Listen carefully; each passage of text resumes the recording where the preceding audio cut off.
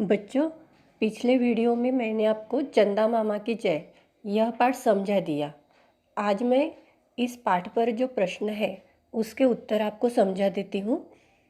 पहला प्रश्न है, किसने किससे और क्यों कहा। पहला वाक्य है, हम तुम्हें कड़ी से कड़ी सज़ा देंगे। उत्तर है, रात रानी ने सुनील से कहा। दूसरा वाक्य है, सबको क्षमा किया जाता है। यह वाक्य रात रानी ने सब बच्चों से कहा। अब दूसरा प्रश्न है, इस एकांकी का सारांश अपने शब्दों में लिखो। उत्तर, न्यायाधीश रात रानी के सामने नींद परी कुछ बच्चों को पेश करती है। उन पर मुकदमा चलाया जा रहा है। नींद परी के अनुसार वे सभी बच्चे बात बात पर रोते हैं, अपनी माँ का कहना नहीं मानते, शैतानी करते रहते हैं। रात रानी उनमें से एक को सज़ा देने की बात करती है तो सभी रोने लगते हैं। तभी चंदा मामा आ जाते हैं और वह बताते हैं कि ये बच्चे एक दूसरे को बहुत प्यार करते हैं, आपस में कभी झगड़ते नहीं हैं, इसलिए उनको क्षमा किया जाए।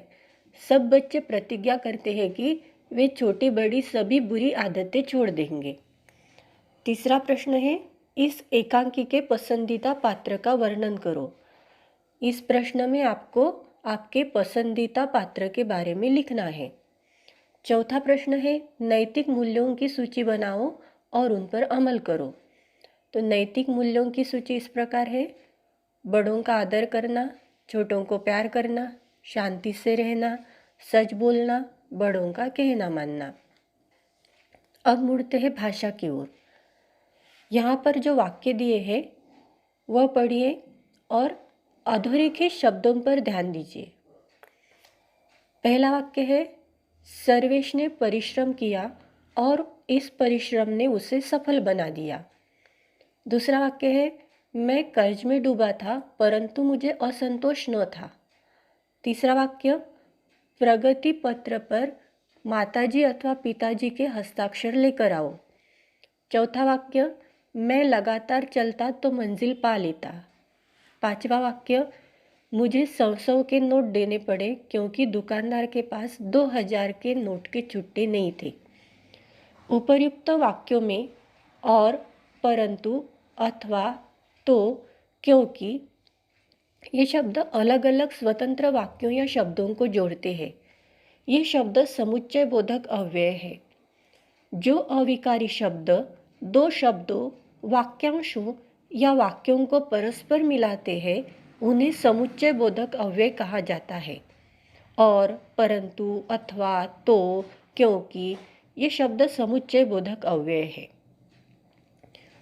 अब नीचे दिए गए वाक्य पढ़िए। पहला वाक्य है, वाह क्या रंग बिरंगी छटा है। दूसरा वाक्य, अरे हम कहाँ आ गए।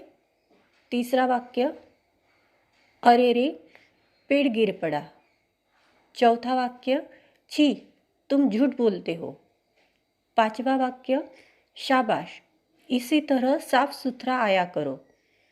उपर्युक्त वाक्यों में वाह, अरे, अरे रे, छी, शाबाश ये शब्द क्रमशः खुशी, आश्चर्य, दुख, घृणा, प्रशंसा के भाव दिखाते हैं।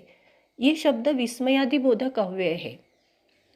जो अविकारी शब्द वक्ता के हर्ष, शोक, घृणा, विस्मय, भय आदि भावों को व्यक्त करते हैं उन्हें विस्मयादि बोधक कहा जाता है।